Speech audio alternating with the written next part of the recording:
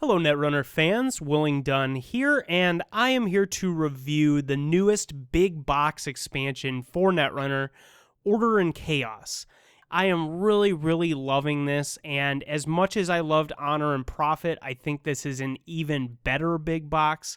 I'm just so excited to do this review. This is such an incredible box. We've got a lot to cover in these videos, so I want to get right into it. We have 3 new IDs to start things off. The first one is called Argus Security Protection Guaranteed. It's a Corp type ID, and it's a 4515 like normal. Whenever the runner steals an agenda, he or she must either take a tag or suffer 2 meat damage. This is the type of ID that seems really powerful at first, and then I think when you try to build some decks with it, you realize that it's kind of a mess. The biggest issue that I'm having with this card is that the runner's always going to be able to choose to take the tag on their turn. So I think that if they're reasonably intelligent about planning their turn, they're going to be able to ditch the tag, and it's really just going to cost them 2 credits and a click. Now that's really not too bad, right? Like the idea that there's a taxing effect that we can use built into the ID. But I think generally speaking, the idea that you're going to get a lot of damage done with this, that you're going to be able to fight through plascretes with this, is kind of misguided. I think if the runner is taking 2 damage, it's probably because their hand sucks, and that's better than spending 2 credits and a click. I strongly resist comparing this ID to Personal Evolution. I think PE has some pretty clear advantages over this ID. The first is that the PE ID does damage to the runner on the corporation's turn when you score your agenda. So that's a lot harder to plan for as the runner. It's also, I think, a lot more likely to snipe critical cards out of the runner's hand. With this, you're only getting the damage done when the runner steals an agenda. So that damage is always going to be on the runner's turn, and you're not getting any value out of scoring your own agendas other than what the agenda does. So I think the main consequence of that is that it's a lot easier to play a one-pointer oriented scoring scheme with PE because you know you're going to get the damage regardless of what happens with the agenda. With this, I think if you play a whole ton of one-pointers, you're going to kind of end up with this diluted tag and bag deck that makes them pay 2 credits and a click on an occasional basis. It seems to me that the key to making this ID work is resisting the gimmicky sort of temptations that you might have with this ID, putting lots of agendas in your deck, and I think instead trying to build a more straight up tag and bag deck, playing snare, playing all the normal stuff, and just using this as kind of an additional tax because it's so dangerous to take tags and float them against a Wayland deck. The next ID is Gagarin Deep Space, Expanding the Horizon. This is an Identity Corp. It's a 4515 like normal. As an additional cost to access a card in a remote server, the runner must pay 1 credit. As I see it, there's 2 powerful uses for this ID. The first is just tacking on a credit to cards that the runner would want to trash.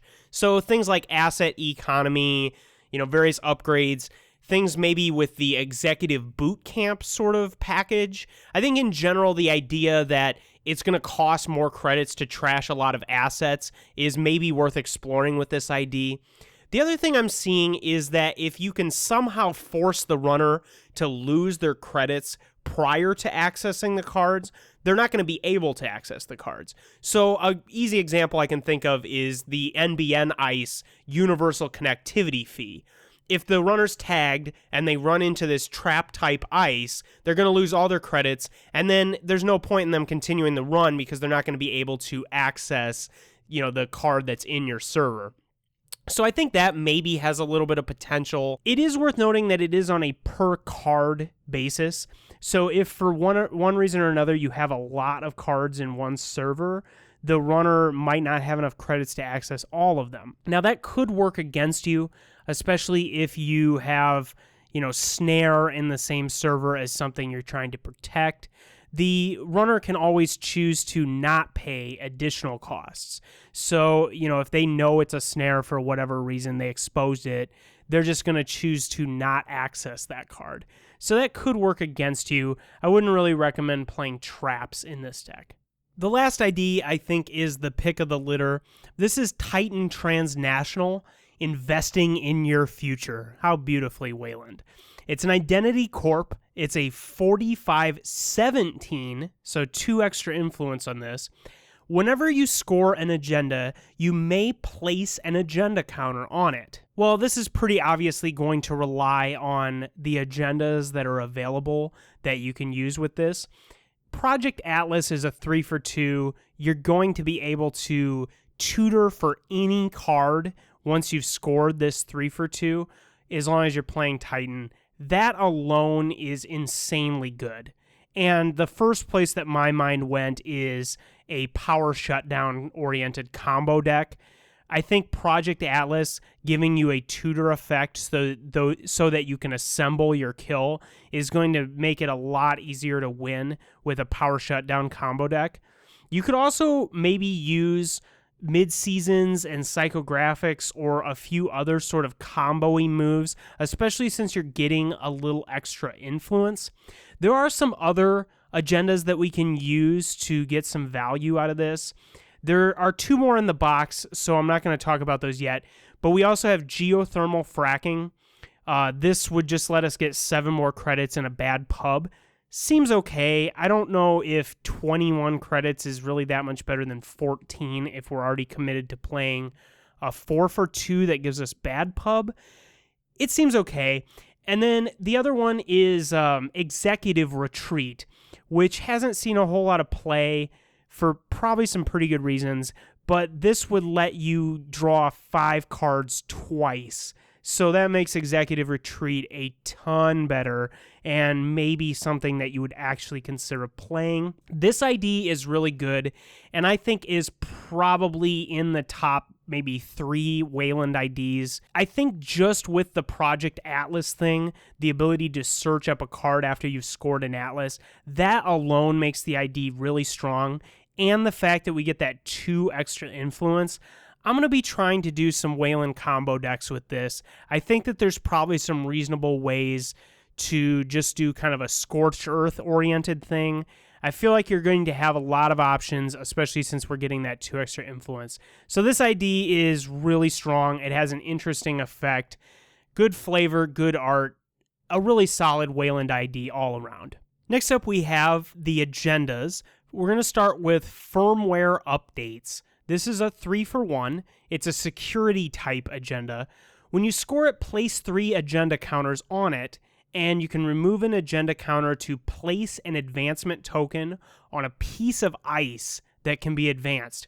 You can use this ability only once per turn. Well, this is one of the agendas I was talking about that works with Titan, though I don't really think that's what you're going to be doing with this. I like this agenda with some of the ice that's in this box. We already had some advanceable ice and some things to do, but within the box we're going to get some more options for that. So I kind of want to talk about this card more when those come up, but I think all around this is going to be a reasonably decent 3 for 1 agenda with a somewhat economic effect. And it's worth noting, like I usually say with the once per turn abilities, you can use that on both your turn and your opponent's turn. So you're going to get 2 uses of this off per kind of turn cycle. So it seems pretty easy to use for me if you have ice that you're going to do advancement stuff with.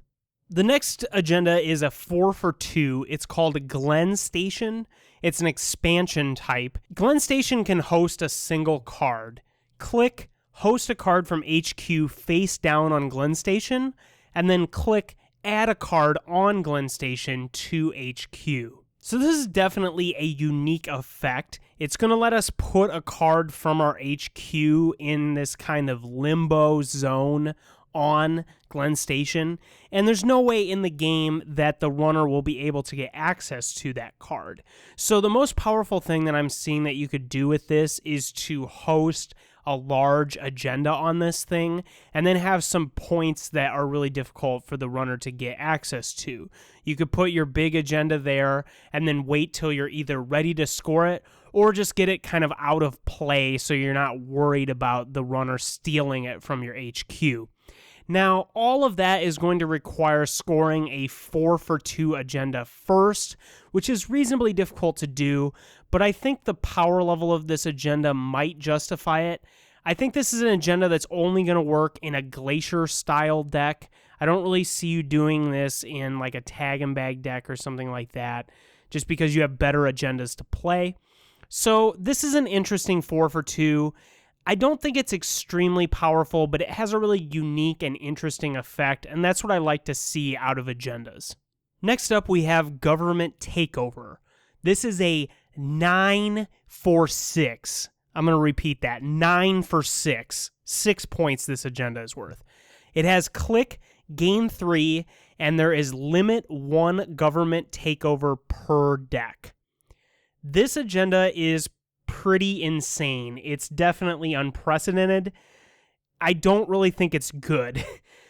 It's going to be so hard to score a 9-for-6 agenda in any kind of reasonable Glacier deck. I don't think that you can really expect to keep the runner out of a server for a huge amount of time, even with some of the kind of combos that we have, like off the grid with Chrysium Grid or things like that. I think really the only use for this agenda is going to be in combo decks. I think you're going to exclusively be able to score this in decks that are using some sort of combo gimmick to score it. So the main 2 culprits I think we're looking at are the mid-season psychographics thing or the power shutdown oriented combo. Either one of those can generate a combo finish that will just score this either out of the discard pile or out of your hand. So I think it's very possible that this will see play in those kind of decks, but this is really not the type of thing I think you'd want to put in a normal Wayland deck. It's certainly a huge liability to have a 6-pointer in your deck, and even though it reduces your agenda density a bit, I don't think that's going to be worth the trade-off of having this 6-pointer in your deck. It's just going to create a lot of volatility. Now, it is worth noting that you can host it on the Glen Station agenda that we just talked about, so maybe if you could reliably do that with like Fast Track or something, this could be something you would consider doing. I don't really see that. I don't think you're going to want to play this card unless you have some very specific way that you're going to use it, and I think pretty much the only things I can come up with that are those 2 combo methods that I talked about. The last agenda is a 5-for-3. It's called High Risk Investment. It's an expansion type. Place 1 counter on it when you score it, then click and remove the counter. Gain 1 credit for each credit in the runner's credit pool. Well, first of all, this is another agenda that works with Titan. So if you score this in Titan, you're going to get 2 instances of that really powerful ability. I think the best thing about this is that it gives Wayland a way to recover from like a lower credit situation or to catch back up with a runner who has a lot more credits than Wayland. It seems to me like that's going to be pretty good in situations where you're trying to use either SEA Source or mid-season. Just generally having a lot of credits I think is going to be pretty okay, but I think in the past Wayland decks have been able to generate a lot of credits and not necessarily had anything that great to do with them. So I see this being an interesting agenda and certainly a powerful one. I'm not sold that this is going to see play in either Titan or in like the just kind of normal Wayland Glacier decks. It's decent, but I'm not immediately sold that it's going to be playable. Next up, we have an asset for Wayland. This is Constellation Protocol. It's 0 to res and 4 to trash, 2 influence. When your turn begins, you may move an advancement token from an installed piece of ice to an installed piece of ice that can be advanced. This thing kind of sucks. It's extremely limited in that it can only move counters from ice to ice. If you could move counters from your ice to another card type, that would be really good. But the fact that it's only ice to ice and that it's also an asset is going to make it difficult to use. It's going to be easy to trash if it did do anything, and I think a lot of times it's not going to do anything. The biggest thing that I can see doing with this is stacking up a ton of counters on a single piece of ice and then using commercialization to gain a lot of credits. That might be reasonable, especially with some of the other ice that we're going to talk about later in the box. So maybe this card could see play, but my general reaction is that this card, it's okay for this card to exist, but it's just not going to be worth playing, even in the decks that are focused on advancing ice a lot. Next is another asset. This is Mark Yale. He is a unique executive, 1 to res, 3 to trash, and he's only 1 influence. Whenever you spend an agenda counter, gain a credit, and then he has trash or spend an agenda counter, gain 2 credits. Well, I really want to like this guy, but I don't. I think that he has some obvious synergy with the Titan deck, since the Titan deck's going to give you additional agenda counters that you're going to be able to at least trigger his ability. But I think in general, this is just going to be too clumsy to use. I don't think there are enough agendas that have enough agenda counters to make this really that good. Right now, the only way that we can get agenda counters is a couple 3-for-1s that have 3 agenda counters. So we're looking at like House of Knives or the firmware updates that we just looked at earlier. Either one of those maybe would be okay with this, but I don't really see this being worth including in your deck just to get a few credits out of those.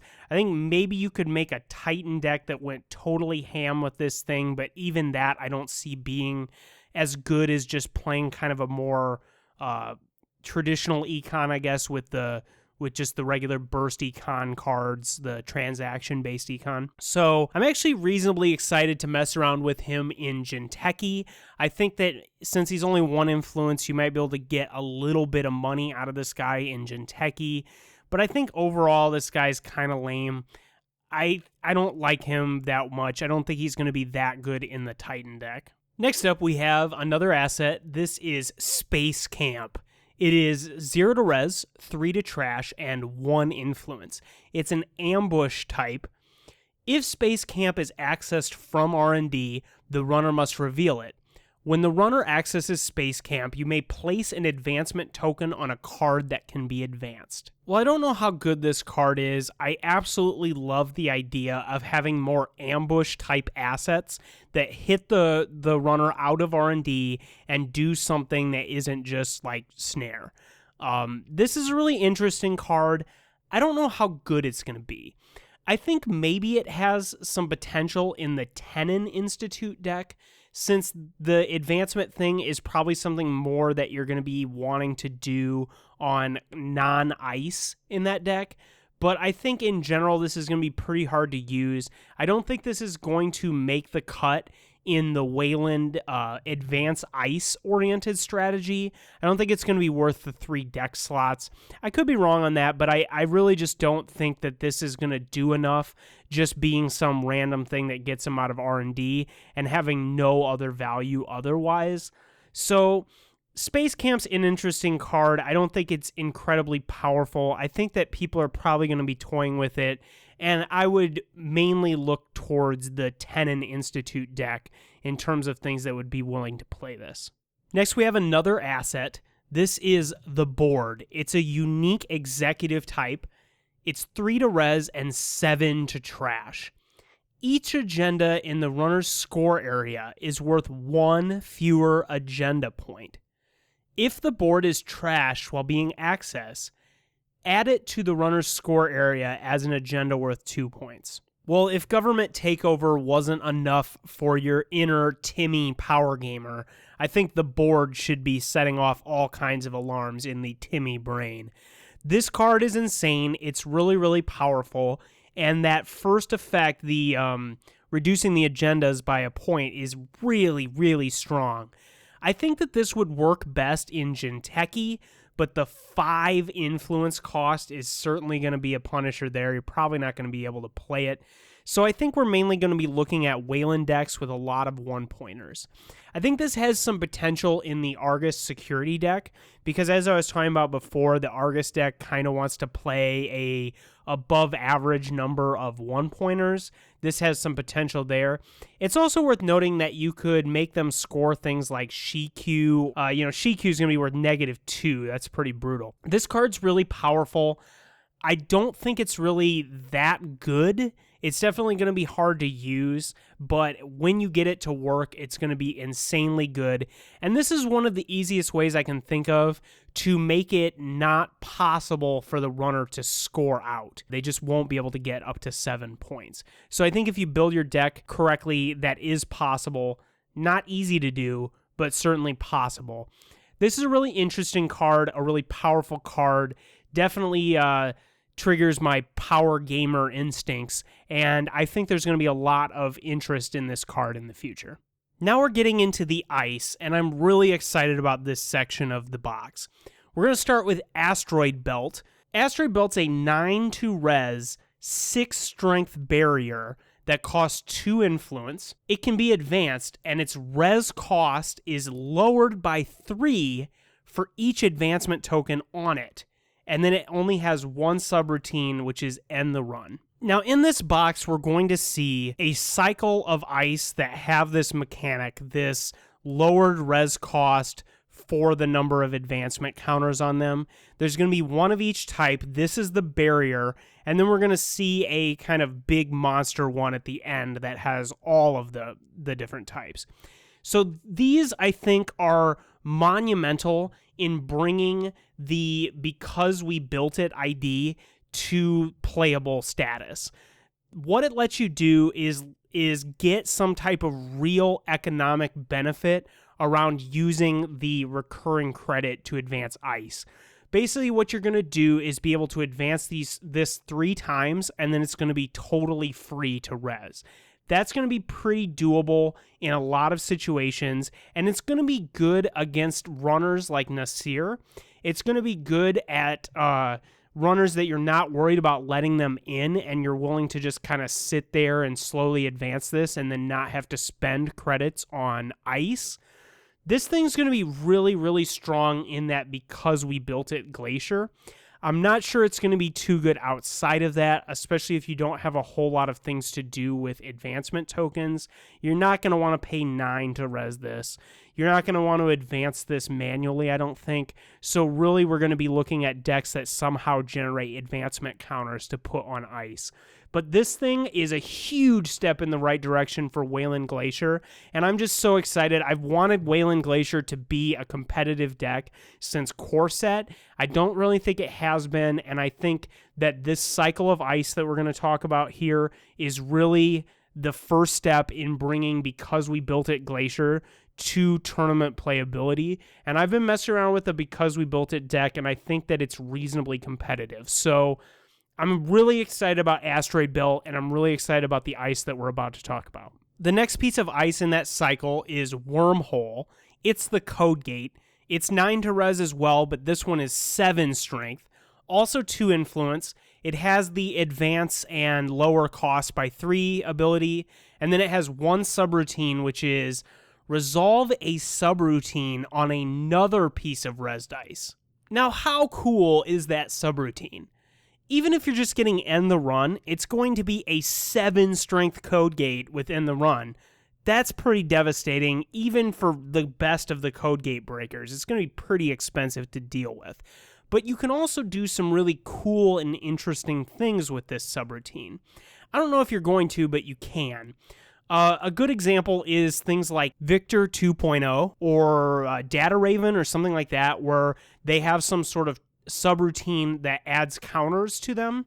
Since you're resolving the subroutine on that other piece of ice, that other piece of ice is the thing that's actually acting to produce the subroutine.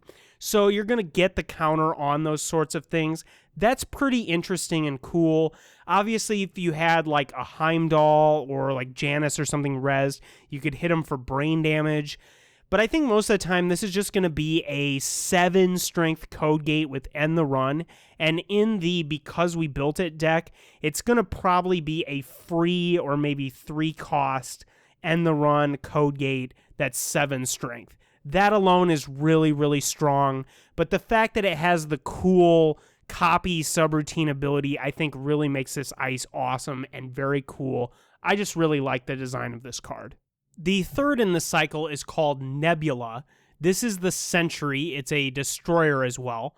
9 to res, 5 strength, and this one is 2 influence as well. It has the advancement and res cost lowered by 3, and then it has 1 subroutine, which is Trash a Program. This is just another monster for because we built it. It's going to be a Trash a Program subroutine. That's something you want anyway on a 5 strength Sentry. Not the greatest, but hey, that's pretty strong. And a lot of times you're going to be paying a really low res cost for this piece of ice. This is just another generically good piece of ice for a Wayland Ice Advanced deck. And I really, really like the way that they've designed this cycle. They're not the most exciting things, except maybe Wormhole, but they're just really solid and really strong, and I think that they are going to bring that Glacier archetype to the forefront. The final of these is the Big Papa. It's called Orion. It's unique. It's 15 to res, 8 strength. It's a Sentry Code Gate barrier. It can be advanced, and its res cost is lowered by 3 for each advancement, just like the others. 3 subroutines. First is Trash a Program. Second is Resolve a subroutine on another piece of res dice. And third is End the Run. There's not a whole lot I can say. This is just a kind of a combination of the other 3. I think if you're playing the other 3, you're going to want to include at least 1 copy of this. I don't see this being insanely great. Maybe Blue Sun could use the 15 cost, but I think Curtain Wall is probably going to be better most of the time. So this could see a little play outside of the advanced decks, but I think in general, this is going to be a staple as maybe a 1 or 2 of in those advanced ice decks. This does work pretty well, and the rest of them do as well with the firmware updates. I wanted to bring that back up quickly. Firmware updates is going to be a way that you can get enough advancement counters on these quickly to reduce their costs and not have to sit around and slowly advance them for a long number of turns. So Orion's pretty strong. I think it's really not as good as the other ones, but it is really cool and neat, and you're probably going to play at least one of it in the deck that's playing those other ice. Next we have Builder. This is also a piece of ice. It's a 2-cost Code Gate, 4 strength. It's only 1 influence. It has Click, move this piece of ice to the outermost position, protecting any server. And then it has 2 subroutines. They're both the same. They are place 1 advancement token on a piece of ice, protecting this server that can be advanced. Well, this is going to be another sexy option for because we built it. I like the click to move it to the front of a server. That's going to be pretty effective, especially against Kit. I like the fact that this is a pretty high strength code gate, but it's cheap to res. I think this probably has some utility in the decks that are focused on advancing ice. Probably isn't going to see play other than that. I think you're probably going to use it with the 4 ice that we just talked about. Really a cool card. I just like the design of this all around. It's cheap, but it's going to quickly give you some return on investment. Really neat piece of ice, and I love to see these new sort of economy options built into ice. Next up, we have another piece of ice. This is Checkpoint. It's a 4 to res code gate, Tracer Illicit. It has 7 strength, and it's 2 influence. So when you res it, you take a bad pub. That's because it's illicit. It has 1 subroutine, Trace 5.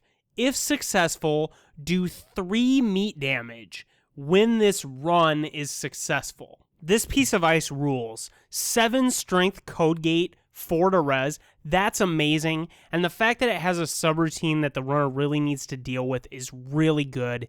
This is a monster piece of mid-range ice.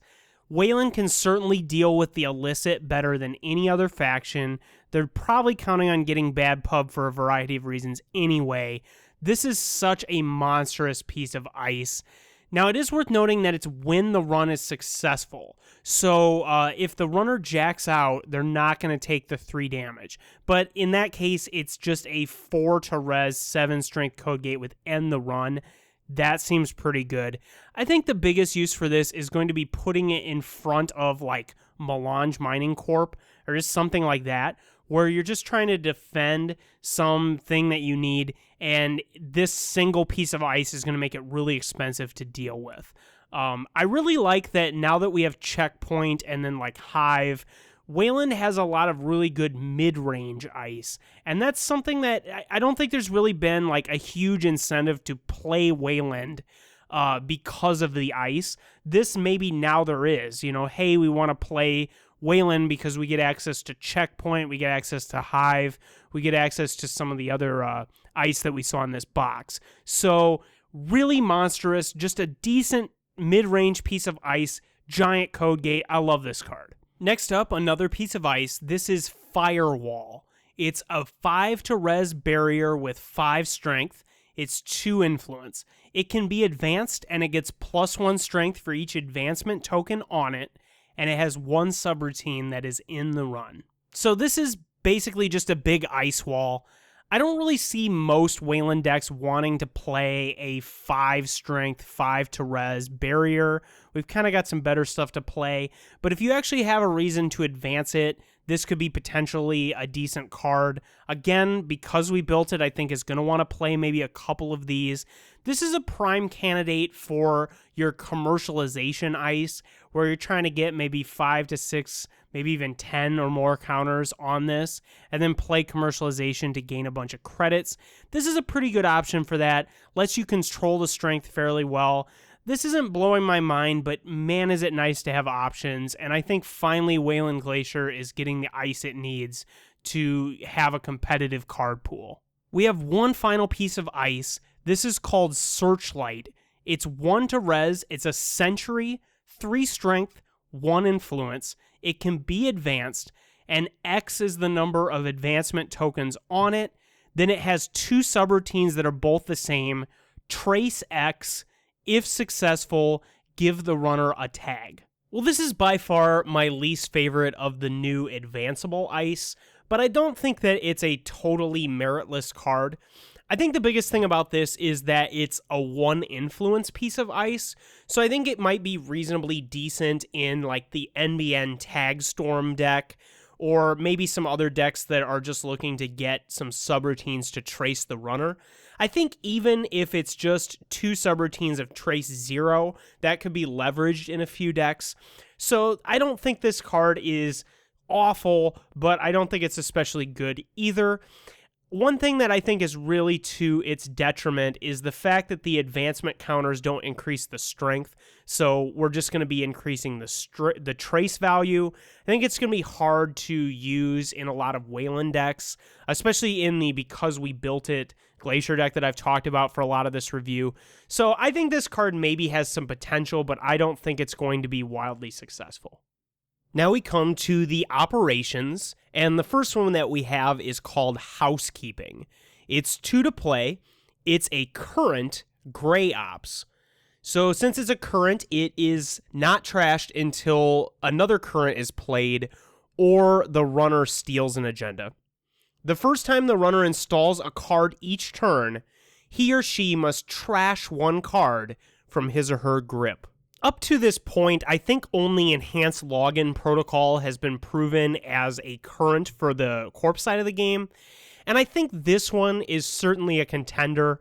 I think it's going to be pretty easy to use in a lot of different Wayland damage-oriented decks, and it also has a lot of power in things like PE or other decks that are using damage as attacks.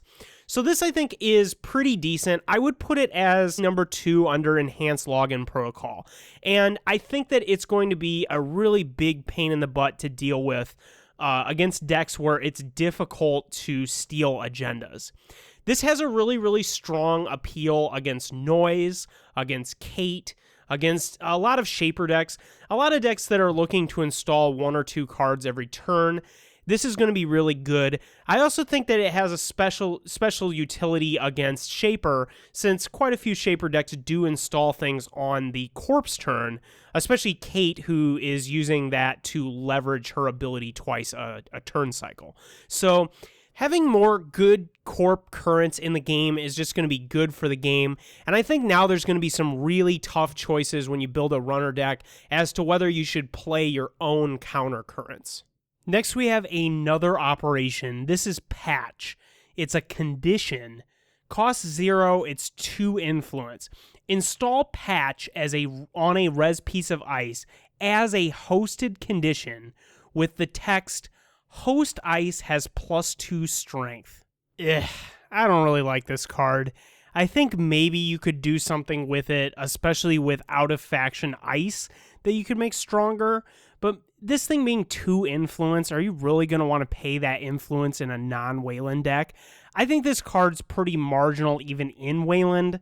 This is kind of just a bad card. I would like to be proven wrong, and I think maybe if there were some interesting things you could do with hosted cards or with ice of a particular strength or something like that, but this is just not a very good card.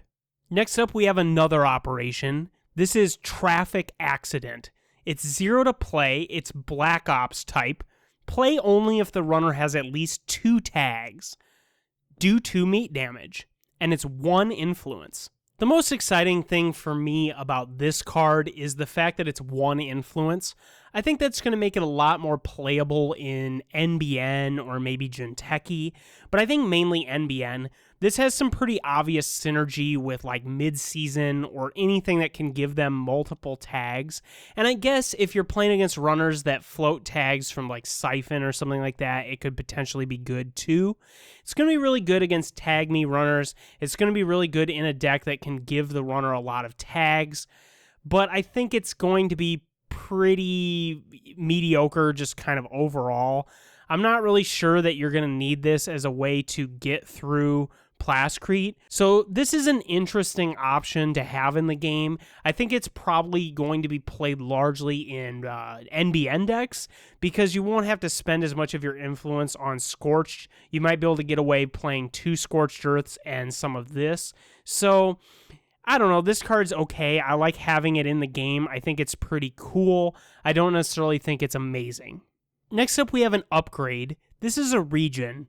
It's called Satellite Grid. It's 1 to res, 3 to trash, and it's also 3 influence. Each piece of ice protecting this server is considered to have 1 additional advancement token on it. Well, this is going to be pretty difficult to use. It has some obvious synergy with the advanceable ice, particularly the Orion cycle that we talked about earlier, the ones that are cheaper for advancement tokens. I think this maybe has some synergy in that deck, in the Because We Built It deck, but I'm pretty iffy on this card. It seems really, really narrow, and unless you're rezzing several pieces of ice in that server, I think it's going to be hard to get your value out of it. So I'm iffy on this, but I do like having more region options for Wayland, and I think this potentially could be good with those advanceable ice that are cheaper for each counter on them. We come to another upgrade. This is a sysop. It's the Twins. They're unique, 2 to res, 2 to trash, and only 1 influence. Whenever the runner passes a res piece of ice protecting this server, you can reveal and trash another copy of that ice from HQ to force the runner to encounter the piece of ice just passed again. The best thing that you can do with this card, I think, is ice that have some sort of when encountered ability, they gain subroutines. So a good example would be the Grail Ice. If they run into a Grail Ice, you reveal 2 pieces of ice, and then you use the Twins, you can potentially reveal 2 more pieces of ice, and you will have added 4 subroutines, right? Because the original 2 still persist because we're still within that run, right? The run hasn't ended yet. So that's probably the best thing that you can do with the Twins. It's also got a lot of potential with a huge variety of Jinteki ice, just because the Jinteki ice tend to do a lot of damage and they're really mean. You can do a similar thing that I was just talking about with the Grail ice with Komainu. I think just generally there's a lot of cool stuff you can do with ice that gain subroutines, or just making them run into some mean piece of ice. Even if you just do this with like Neural Katana, that's going to be really brutal. So this is a decent upgrade. I think is going to be playable. The low influence cost makes it able to fit into those Jinteki decks pretty well, or into the Foundry pretty well. So I think mainly the Foundry with this, but maybe some other Grail decks, maybe some Jinteki decks. Well, we've come to the neutral cards in the pack now. This is an operation called Sub Boost. It's 0 to play, it's a condition. Install Sub Boost on a res piece of ice as a hosted condition counter, with the text, hosted ice gains barrier, and end the run after all of its other subroutines. For the same reasons that I thought Patch was pretty bad, I think this is pretty bad as well. I don't think there's going to be a lot of situations where you're going to want to add one end of the run subroutine to a piece of ice, especially since that piece of ice is also going to gain barrier. I think potentially the only thing that I could see with this card is if in the future there's some sort of popular icebreaker that can't deal with barriers or something to that effect, like if there was some way that your ice being a barrier was a benefit, then maybe you would want to play this, but in general, I don't think this is going to be worth the deck slots. I can't really see why you would want to add one end of the run subroutine to a piece of ice. Next, we have another neutral card. This is an upgrade called Dedicated Technician Team. It's 1 to res, 1 to trash, no influence. You get 2 recurring credits that you can use to install ice protecting this server. Well, maybe in the future we're going to see some deck that wants to put a whole ton of ice in one server. I think potentially the Foundry is already kind of trending that way, but I don't really see this being something that you're going to want to play in virtually any deck. There's going to have to be some deck that you want to put a whole ton of ice all in one server for you to even consider playing something that gives you recurring credits to put the ice there. Now, maybe if in the future there are ice that like somehow return to your HQ all the time, or there's a reason why you would have to constantly reinstall your ice, I could see that potentially being good. But the fact that this is easy to trash and it costs something to res, I think is going to make this card be in your box for the conceivable future. Sadly, we've come to the final Corp card in the pack. This is Cyberdeck's Virus Suite.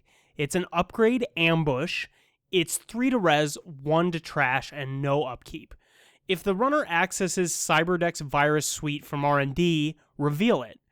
When the runner accesses it, you may purge virus counters, and then it has trash, purge virus counters.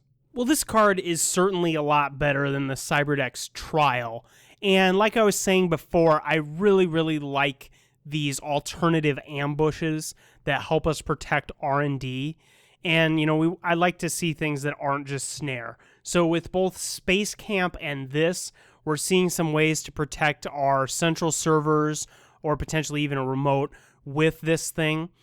I do think that this is kind of interesting because it doesn't take a click to use like its main ability, the Purge. It actually doesn't take a click at all to use any of its abilities. So I think that there's potentially some surprise tactics that you could do with this card. Like if the runner is going to run against a particular piece of ice and you know that they're going to try to destroy that piece of ice, you could purge their virus counters. The timing is going to make that kind of awkward, but it's certainly a play that could occur. And I think that this is kind of just an interesting card to have in the mix, even if it's not potentially that strong. Well, that's going to do it for the Corp portion of the review. I really like what's going on with this. I think pretty much everything we got is just going to increase the breadth of Wayland decks. I think we got a few cards that are going to be playable outside of Wayland, and I'm a huge fanboy for Wayland Glacier, particularly because we built it. So I think my bias is maybe coming through a little bit with this review. But I really like what this is going to do to Wayland. I think now Wayland is going to have a variety of competitive decks. It's not just going to be Blue Sun. It's not just going to be Tag and Bag. I think we might actually see some fairly Glacier-oriented decks that might not even play Scorched Earth. Thanks for watching, and if you like this review, please click subscribe and the button that looks like a thumbs up, and I'll see you over in part 2 of the review.